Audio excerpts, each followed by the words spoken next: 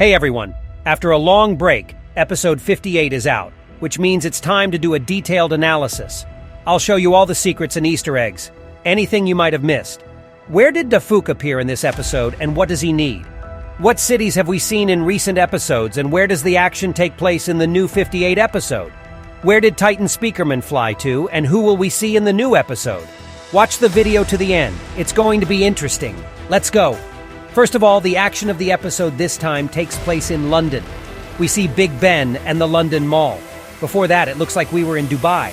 At least you wrote in the comment that this building is very similar to that. Since episode 51, Titan Cameraman squad has been in New York. That suggests that the war is going on everywhere, on every continent. And maybe the Skibidi and the Cameraman are different in each region. In this video, for example, the first toilet doesn't say Skibidi Skibidi as usual. He says skib skib skib. It sounds like it's a British accent or something. Note that there are speakermen here, but unfortunately they're broken. In past episodes, we started seeing these guys less often, which made us a little nervous. But like I said, they're fine, they haven't disappeared. But this lying speakerman in the brown suit, we've never seen those before. By the way, most often we met with this speaker man in a gray suit. I think I can make a special video about him. Let's talk about this mutant. He seemed very interesting to me. He doesn't speak at all. He doesn't even open his mouth. The thing on his eyes looks unusual. It looks like a pipe mount. It's not likely a cannon or a scanner. It's probably a bolt with a spring to tighten the metal thing around his head. But it has no function other than to protect the eyes, which means it's a hint of TV men.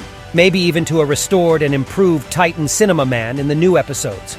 There's also Cameraman and Speakerman on his metal paws, as well as the head of the big Speakerman. Notice the blue glow around the Cameraman. It's the same one we see when the Skibidi parasites connect to their targets.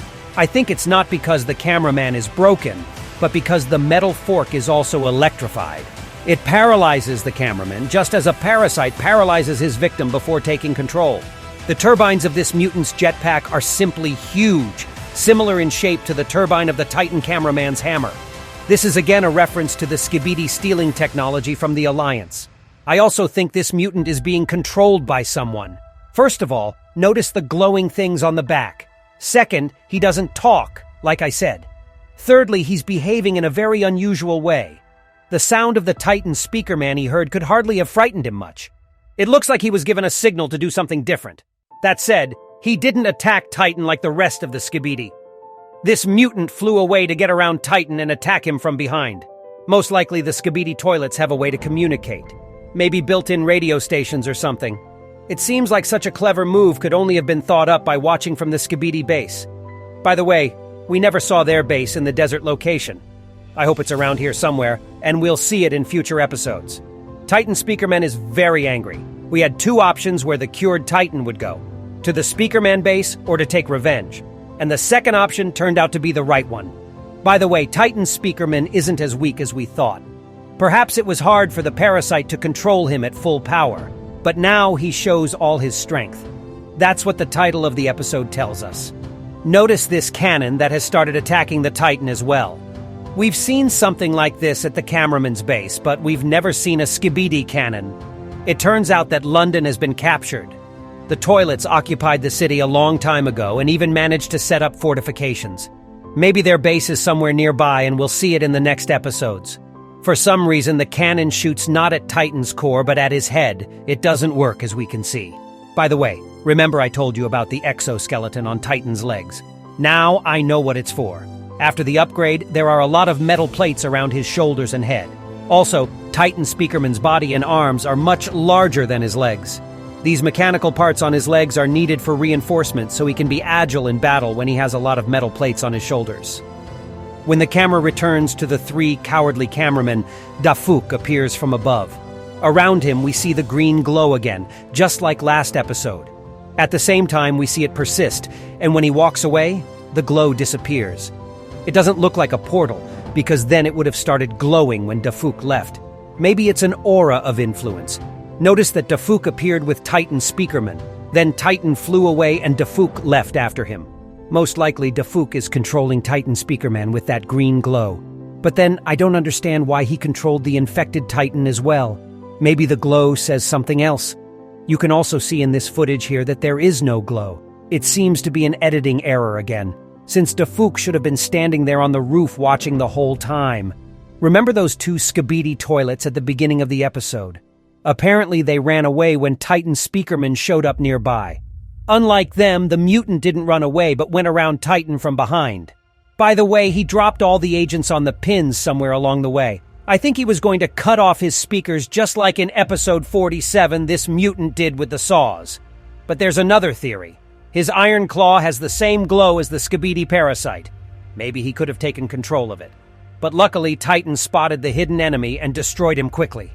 Somehow the blast from his cannon was quite small this time, but it was enough to ignite and destroy the mutant.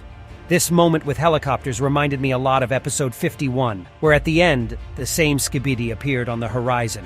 But like I said, these Skibidi are very weak, because once they fire, they are useless. That being said, they chose a great tactic, to shoot them all together. But these helicopters turn out to be very weak, because the Titan is now armored. And that's when we see the ultimate. He flew up into the air and started spinning around and firing at everyone around him. Speakerman flew away, and Titan Cameraman arrived after him. This tells us that the action takes place right after episode 57. The Titan Speakerman then flew away immediately, while the cameraman stood there for a while, giving a thumbs up. By the way, have you thought about the fact that Speakerman saw everything that was happening to him when he was infected? Looks like he flew straight to Skibidi's base because he knows where it is. Maybe Titan Cameraman stayed late to get his hammer. As we remember, after Titan hit the G-Man toilet with all his might, hammer has disappeared. I thought the hammer had broken, but as it turns out, Titan just dropped it. By the way, I've mentioned many times that sometimes the hammer doesn't have a turbine when it's not used in the episode and just hangs behind Titan's back. Apparently the author heard that because now the hammer has a turbine. Cameraman's looking like, what's going on here? All right, I'm moving on. The cameramen on the lamppost are giving thumbs up, which means you should like this video if you haven't already. Well, I have a few assumptions after this episode. The first is that Skibidi Scientist now controls all the mutants because they start to behave differently. Think back to the silent toilet from episode 42, or Skibidi UFO. These mutants stand out and are different from the other Skibidi in their behavior. I think they're under control, while the other Skibidi toilets are still human-like. There may be a confrontation among the toilets, but right now all the Skibidi are losing badly, so something has to happen to tip the balance in their side. That said, for now we're just waiting for the new and improved Titan Cinema Man to show up. I think we will see it very soon. Also, the POV cameraman didn't help anyone this time around. I don't know if Dafuq pays attention to this when making an episode, but it looks like the POV cameraman is a traitor. He just watched his friends get destroyed without anyone attacking him. Now I would like to address the viewers of my channel. I think a lot of you know Elite Cameraman, so he had a trouble. I will not say what exactly. I think soon he will make a video about it. Anyway, he needs your support now, so please go to his channel and Discord and write how much we appreciate his work. Thank you all. Also, some of my videos may also be deleted due to copyright complaints from Dafuq, but don't worry.